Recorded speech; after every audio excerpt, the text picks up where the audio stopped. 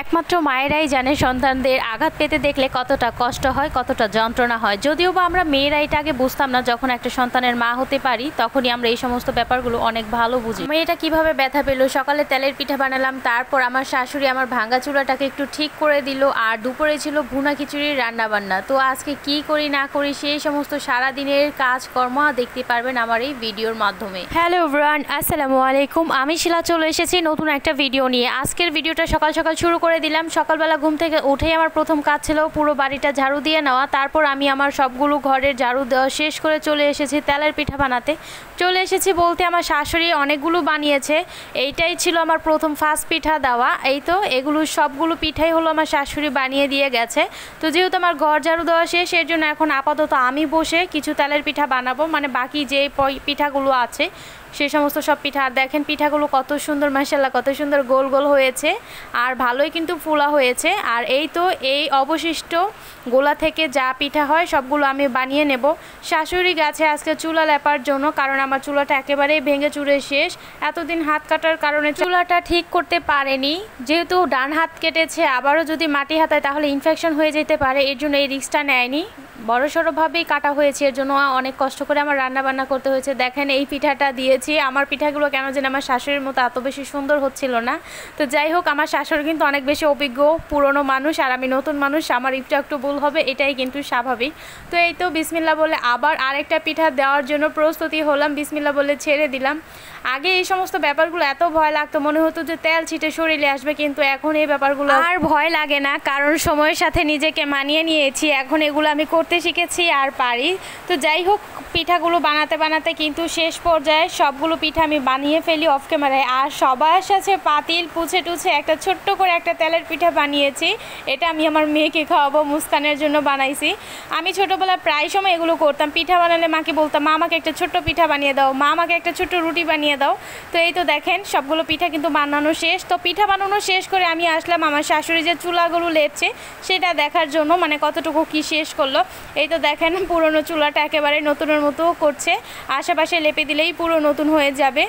তো এই তো শাশুড়ি বলছিল এখন আর তোমার কষ্ট হবে না, সুন্দর মতো শান্তি মতো করে রান্না করতে পারবা। আমাদের এই রান্নাঘরটা কিন্তু পুরোটাই পাকা করা, শুধু যে রান্না করব মাটির চুলার এই সাইড পর্যন্ত শুধু মাটির তৈরি, মানে এখানে রান্না বান্না করার জন্য, যাতে পরবর্তীতেও আবার মাটির চুলা ভেঙে বড় করতে পারে, ছোট করতে পারে, মানে সেই জায়গাটুকু বাদে আর সবটুকু জায়গা, মানে দেখতেই পাচ্ছেন হয়তো বা ভিডিওতে বুঝতে পাচ্ছেন, চুলার মুখ পর্যন্ত কিন্তু একেবারে পাকা। তো যাই হোক, এখন আমি আমার চলে যাব দুপুরের জন্য রান্না বান্নার প্রস্তুতি নেওয়ার জন্য। এই দেখেন আমি কিন্তু রান্না বান্নার প্রস্তুতি নিয়ে চলে আসলাম রান্নাঘরে। তো যেহেতু আমাদের আজকে ওই চুলাটা লেপেছে, তাই আজকে এই একমুখী চুলায় রান্না বসাইছি। আজকে আমি রান্নাবো ভুনা খিচুড়ি, এর জন্য মাংসটা আগে কষিয়ে নিয়েছি, আর এখন দিয়ে দিয়েছি পোলার চালের সাথে পানি, মানে পর্যাপ্ত পরিমাণ পানি দিয়েছি যাতে সুন্দরভাবে সিদ্ধ হয়ে বাদগুলো একেবারে ঝরঝরে হয়। তো মাত্রই পানি দিয়েছি, আর আমাদের বাসায় কাঁচামরিচ না থাকার কারণে কামরাঙ্গা মরিচ দিয়েছি, অনেকে নাগামরিচও বলতে পারেন। এখন আমাদের বাসায় প্রায়ই ভুনা খিচুড়িটা রান্না করা হয়, মানে বিরিয়ানির থেকেও বেশি। তাই এই তো দেখেন চুলার জাল ঠেলে বাইরে চলে এসেছি। আরেকটা জিনিস চলেন আপনাদেরকে দেখাই, আমাদের এই রান্নাঘরের এই দরজাটা আগে কিন্তু ছিল না, নতুন করা হয়েছে।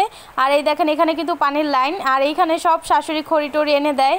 তো যাই হোক, এখন রান্নাঘরটা একেবারেই এলোমেলো, ঝাড়ু দেওয়া হয়নি। রান্না শেষে কিন্তু এগুলো সব পরিষ্কার ও সুন্দর করে রাখবো। তো দেখেন দরজা আটকানোর জন্য ভিতরে আর বাইরে কিন্তু একটা আংটাল দিয়েছে, মানে যাতে দরজাটা লক করতে পারি ভিতর থেকেও বাইরে থেকেও।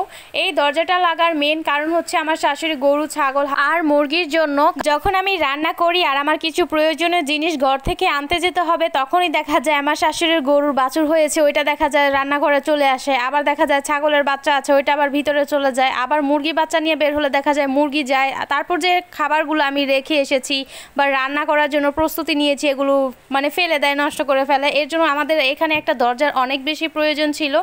আর এখন এই তো শাশুড়ি এই দরজাটাও লাগিয়ে দিয়েছে। চারপাশে এমনিতে খোলাই আছে, শুধু গরু, ছাগল আর মুরগির জন্য এই দরজাটা লাগানো। আমি যে এখানটায় রান্না করি, এখানে রান্না করতে কিন্তু একটা শান্তি আছে, কারণ চারপাশে গাছপালা আছে, চারপাশ থেকে বাতাস আসে। আবার দেখা যায় রান্নাঘরের উপরে একটা বড় কাঁঠাল গাছ আছে, কাঁঠাল গাছের জন্য, মানে কাঁঠাল গাছের পাতার জন্য ঠান্ডা লাগে।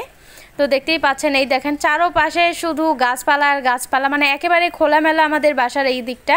আর এই তো দরজা লাগানোর সাথে সাথে এখানেও একটা জ্বালানা কাটা হয়েছে। আমাদের বাড়ির উঠোনে টিনের এই 2টা ঘর আর ওই পাশে হলো 4টা। তো এখানে দেখা যায় বা ঘরের পিছ দিয়ে জানালা কাটা ছিল, আর সামনে দিয়ে কোনো জানলা ছিল না থাকার কারণে তাদের রুমে কোনো আলো যেত না। একেবারে রুমটা যেহেতু টিনের, এর জন্য একেবারে ঘরের ভিতর গেলে অন্ধকার থাকে, তাই বাড়ির সামনে দিয়ে তাদের একটা জানালার খুব বেশি প্রয়োজন ছিল। তো দেখা যায় রান্নাঘরের সামনে বরাবর একটা জানালা কাটা হয়েছে, আর এই ঘরের জানালাটা কাটা হয়েছে এই পাশ দিয়ে, যেহেতু এই পাশে জায়গা আছে তাই। আর ওই পাশটা দেখা যায় দিতে গেলে আমি রান্না করি, এই জন্য রান্নার ধোঁয়া যেতে পারে। আর এই দেখেন আমার মাথার উপর যে পেঁপে গাছটা ভেঙে পড়েছিল, এই গাছটা দেখেন পুরো সমান করে কেটে দিয়েছে। এখানে দেখেন কতগুলো কাঠ যে পড়েছে গাছটার মধ্যে, মানে এই যতগুলো গিরা দেখছেন ততবার এই পেঁপে গাছটা কাটা হয়েছে। একটা পেঁপে গাছ থেকে আপনি অনেকবার পেঁপে খেতে পারবেন। যখন পেঁপে শেষ হয়ে যাবে তখন তার গাছের ডালটা সুন্দরভাবে কেটে মুখটা পলিথিন বেঁধে দিবেন, তারপর নতুন শাক মেলে আবার পেঁপে বের হবে। এই তো আমাদের এই গাছটাতেই দেখতে পাচ্ছেন নতুন শাক মেলে আবারও ফুল চলে এসেছে, পেঁপে আসার জন্য প্রস্তুত। তো এইভাবেই করে এই পেঁপে গাছটা চলছে। তো এর মধ্যে দেখা যায় আমার ভুনা খিচুড়ি রান্না শেষ, তারপর একটু দমে রেখে গেছিলাম, এখন একেবারে দেখতেই পাচ্ছেন কি সুন্দর জোরে হয়েছে। আজকের ভুনা খিচুড়িটা কিন্তু আমি মুরগি দিয়ে রান্না করেছি, গরম ধোঁয়া উঠছে। আমাদের আজকের দুপুরের খাবার হচ্ছে ভুনা খিচুড়ি। তো এর মধ্যে আমি কিন্তু ঘরে যে গোসল করে মুস্কানকে খাইয়ে নিজে দুপুরের খাওয়া দাওয়া শেষ করে এসেছি দেখতে। আমার তোষকটা এখন একটু উল্টিয়ে দেব, আজকে একটু রোদে দিয়েছি, ভালোই আজকে সুন্দর রোদ ছিল। আর এমনিতেও মুস্কান কিছুদিন পর তোষকটা একেবারে ভিজিয়ে ফেলে, নষ্ট করে ফেলে। তো দেখেন আমাদের বাড়ির অবস্থা, মানে চারোপাশে শুধু কাপড় আর কাপড়। আজকে হচ্ছে বাড়ির শুক্রবার, প্রতিটা শুক্রবারে আমাদের বাড়ির দৃশ্য থাকে এরকম। শুক্রবারে আমরা আমাদের পরার যে কাপড় এটা নাড়ারও জায়গা পাই না, কারণ শুক্রবারে গার্মেন্টস বন্ধ থাকে। এর জন্য প্রতিটা ভাড়াটিয়ারা তাদের যত এক সপ্তাহ পরা কাপড় থাকে, ময়লা কাপড় থাকে, একদিনে ধুয়ে দেয়। মানে এটা হচ্ছে শুধু আমাদের বাড়ির উঠোনের অবস্থা। বাড়ির ওই পাশে যে আমাদের আরো ঘর আছে ভাড়াটিয়াদের জন্য তোলা হয়েছে, ওই পাশের অবস্থাও সেম কিন্তু এমন। এই দেখেন আমি আর ওই পাশে এখন দুপুর টাইম যাব না, মানে যতটুক চোখ যায় শুধু এই পাশে তো এক তার, তারপর ওই পাশে ঘরের সামনেও আরো অনেক কাপড় নাড়া থাকে। অন্য আরেকদিন আপনাদেরকে দেখাবো, আজকে যেহেতু ভাড়াটিয়ারা বাসায় আছে তাই আমি যাব না। তো এই দেখেন ঘরে এসে শুয়ে পড়তে না পড়তেই কিন্তু রোদ একেবারে নিমেষে শেষ, আর কি সুন্দর ঠান্ডা বাতাস চালাচ্ছিল। আমি আমার ঘরে শুয়ে শুয়ে এই সুন্দর প্রকৃতি দেখি আর ঠান্ডা বাতাস অনুভব করি।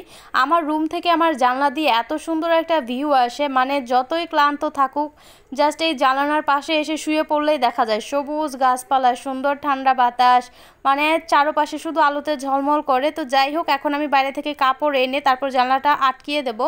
তো আমি কাপড় আনতে যাওয়ার সময় আমার মেয়ের সাথে একটা অ্যাক্সিডেন্ট হয়ে যায়, একটা দুর্ঘটনা হয়। দেখেন আমার মেয়েটা কীভাবে ব্যথা পেয়েছে, মানে অনেক ব্যথা পেলেও কান্না করে না, জাস্ট একটা জোরে সোরে একটা চিৎকার করেছে, বাস শেষ, ওর কান্না শেষ। আমি কোলে নেওয়ার সাথে সাথে মানে চোখের উপরে এতক্ষণ যেই ফুলা ছিল এখন সেই পরিমাণে কোনো ফুলাই ছিল না। এতক্ষণ আমি আমার মেয়েকে সামলিয়েছি, অনেক ব্যথা পেয়েছে দেখতেই পাচ্ছেন, মানে বাড়ির সাথে সাথে কিন্তু চোখের উপর একেবারে ফেটে গেছে।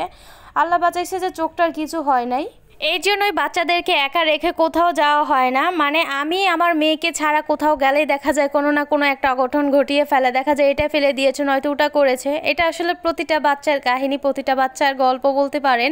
এর জন্যই বাচ্চাদেরকে সবসময় চোখে রাখতে হয়, কারণ কখন কি বিপদ আর দুর্ঘটনা চলে আসবে বোঝা যাবে না। তো এই তো এখানে আমার মেয়ে বাড়ি খেয়েছে, মানে আমার এই খাটের লেগ সাইডে, মানে পায়ের পাশে যে ডিজাইনটা ছিল, আমি আগে জানলে আমার যখন বিয়ের সময় ফার্নিচার করি তখন আমি এই পাশটা সমান দিতাম। এখন বুঝি যে এই ডিজাইনের কি, মানে কত যে আমার মেয়ে এই পাশে ব্যথা পেয়েছে যা বলার বাহিরে।